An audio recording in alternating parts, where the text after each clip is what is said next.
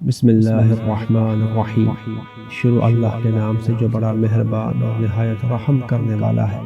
رسول اکرم صلی اللہ علیہ وآلہ وسلم نے فرمایا، بنی اسرائیل میں ایک حسین و جمیل عابد رہتا تھا جو کھجور کے پتوں کی ٹوکریاں بنا کر فروخت کیا کرتا تھا۔ ایک دن وہ چند ٹوکریاں اٹھائے بادشاہ کے محل سے گزرا۔ بادشاہ کی کنیز نے اسے دیکھا تو اس کے حسن و جمال سے متاثر ہوئی اور ملکہ کے سامنے اس کے حسن و جمال کی تعریف کی۔ ملکہ نے کنیز سے کہا کہ کسی بہانے سے عابد کو میرے سامنے لاؤ۔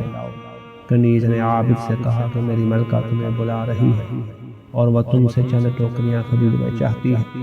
عابد محل میں داخل ہوا تو ملکہ نے محل کے تمام دروازے بند کر دیے اور فعل حرام کی خواہش کی۔ عابد نے انکار کیا تو ملکہ نے کہا، اس کے بغیر تم محل سے نہیں جا سکتے۔ جب عابد نے اپنے لیے تمام راستوں کو بند پایا تو کہا، ملکہ کیا محل کی چھت پر ایسی جگہ نہیں جہاں میں ہاتھ منہ دھو لوں؟ ملکہ نے کنیز کو حکم دیا کہ پانی لے کر اسے چھت پر لے جاؤ تاکہ یہ منہ ہاتھ صاف کر سکے۔ عابد چھت پر پہنچا تو اپنے آپ سے کہنے لگا، اے نفس، کئی سال کی عبادت آج کی بدفعلی کی نظر ہو رہی ہے، لہٰذا تو میرا کہا مان اور اس فعل حرام سے اپنے آپ کو بچا لے۔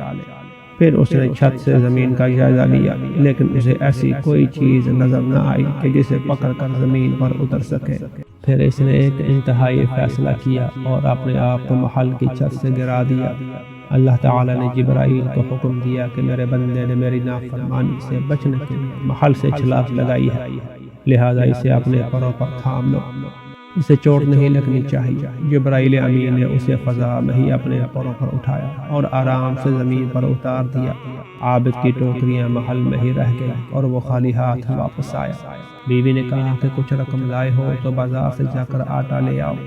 عابد نے کہا کہ مجھے آج کچھ بھی وصول نہیں ہوا، لیکن اس کے باوجود ہمسایوں کو ہمارے فاقہ کا علم نہیں ہونا چاہیے، لہٰذا تم تنور کو روشن کرو تاکہ ہمسائے یہ سمجھیں کہ ان کے گھر بھی روٹی پک رہی ہے۔ بیوی نے تنور روشن کیا اور شوہر کے پاس بیٹھ کر باتیں کرنے لگی۔ اسی اثنا میں ہمسایوں میں سے ایک عورت آگ لینے کے لیے عابد کے گھر آئی اور عابد کی بیوی سے بولی، تو عجیب عورت ہے، تنور میں روٹیاں پک کر تیار ہو چکی ہیں اور تو اپنے شوہر سے باتیں کر رہی ہے۔ عابد کی بیوی نے جا کر تنور میں جھانکا تو ہر طرف روٹیاں لگی ہوئی تھی۔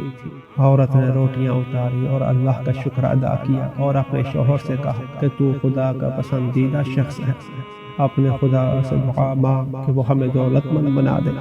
عابد نے کہا، اس کی ضرورت نہیں، ہمارے لیے یہی زندگی بہتر ہے۔